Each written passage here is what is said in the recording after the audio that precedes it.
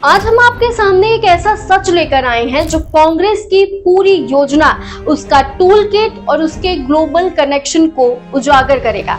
ये कहानी सिर्फ एक फेक नैरेटिव की नहीं बल्कि भारत में हिंसा और सत्ता पलट की साजिश की है।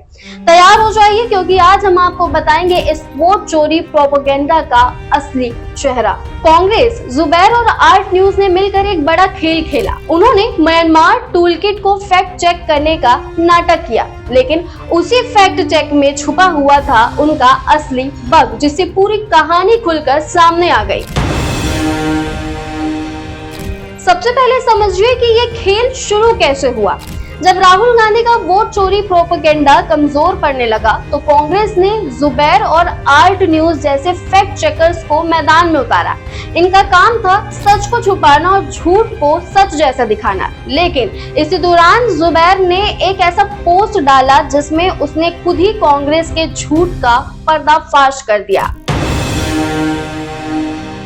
सीएसडीएस के संजय कुमार, जो कांग्रेस के नजदीकी माने जाते हैं, उन्होंने शुरू में राहुल गांधी के वोट चोरी के दावे का समर्थन किया, लेकिन जब डेटा पर सवाल उठे तो संजय कुमार ने खुद स्वीकार किया कि उन्होंने गलत जानकारी फैलाई थी।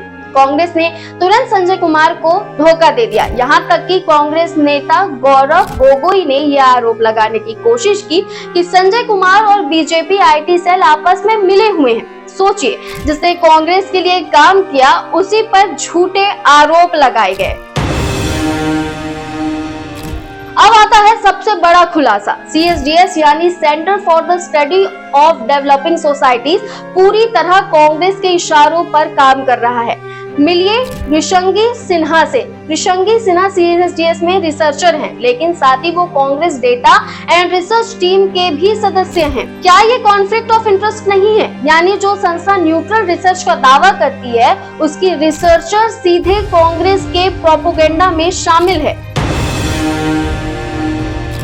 सबसे चौंकाने वाली बात यह है कि ऋषंगी सिन्हा कोई साधारण व्यक्ति नहीं है। वो बिहार के कांग्रेस नेता अनुनय सिन्हा की बेटी हैं। ऋषंगी और संजय कुमार ने सबसे पहले ईसीआई की सर्च ड्राइव को टारगेट करना शुरू किया। उनका मकसद था भारत के चुनाव आयोग को जनता की नजरों में संदिग्ध साबित करना। मतलब कांग्रेस का पूरा खेल डेटा मैनिपुलेशन, झूठी रिसर्च और फर्जी रिपोर्ट्स पर आधारित है। लेकिन अकेली ऋषंगी सिन्हा ये सिर्फ नहीं है। कांग्रेस डेटा टीम में एक और बड़ा नाम है, लेनी जाधव। लेनी जाधव कांग्रेस रिसर्च और डाटा टीम की नेशनल जॉइंट सेक्रेटरी है और वो सीधे राहुल गांधी और गांधी परिवार के साथ काम करती हैं। राहुल गांधी के वोट चोरी पीपीटी का जो डेटा था वो इसी टीम ने तैयार किया था, यानी पूरा गेम प्लान पहले से तैयार किया गया था। अब आते हैं जुबैर पर, जिसने अपनी ही पोस्ट से कांग्रेस का झूठ उजागर कर दिया। जुबैर ने ईसीआई कार्ड पोस्ट किए जिन्हें राहुल गांधी अपने बयान में सबूत बता रहे थे, लेकिन जुबैर भूल गए एक छोटी सी तारीख को फैक्ट चेक करना। वो ईसीआई कार्ड 2024 में कांग्रेस सरकार के समय अपडेट किए गए थे, जब कर्नाटका में कांग्रेस की सरकार थी। मतलब राहुल गांधी जिस गड़बड़ी का आरोप बीजेपी पर लगा रहे थे वो गड़बड़ी खुद कांग्रेस सरकार के समय हुई थी। कर्नाटका के एक मंत्री राजना ने खुद प्रेस कॉन्फ्रेंस करके ये स्वीकार किया कि वोटर लिस्ट कांग्रेस सरकार के समय बनी थी। नतीजा क्या हुआ? राहुल गांधी ने उन मंत्री से तुरंत इस्तीफा दिला दिया, यानी सच बोलने की सजा मिली ताकि कांग्रेस का झूठ बचा रहे।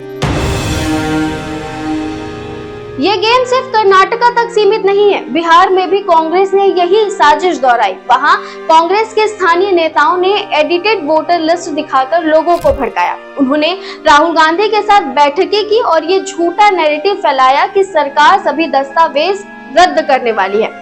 लेकिन इस बार उनका झूठ समय रहते पकड़ लिया गया और पूरा षड्यंत्र बेनकाब हो गया।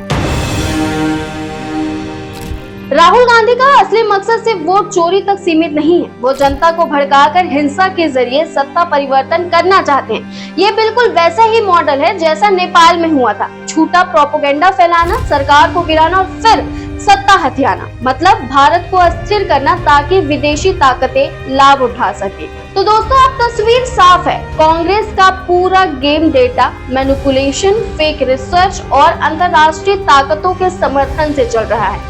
ये सिर्फ चुनावी राजनीति नहीं, ये भारत की लोकतांत्रिक व्यवस्था पर हमला है। अगर इस सोच को हर भारतीय तक नहीं पहुंचाया गया तो ये वोट चोरी टूल किट आने वाले समय में पूरे देश को जलाने की कोशिश करेगा। इस वीडियो को शेयर करें ताकि हर कोई इस साजिश को समझ सके। कमेंट्स में अपनी राय जरूर दें और चैनल को सब्सक्राइब करना ना भूलें, क्योंकि ये लड़ाई सिर्फ बीजेपी या किसी पार्टी की नहीं है, ये भारत बनाम प्रोपेगेंडा की लड़ाई है।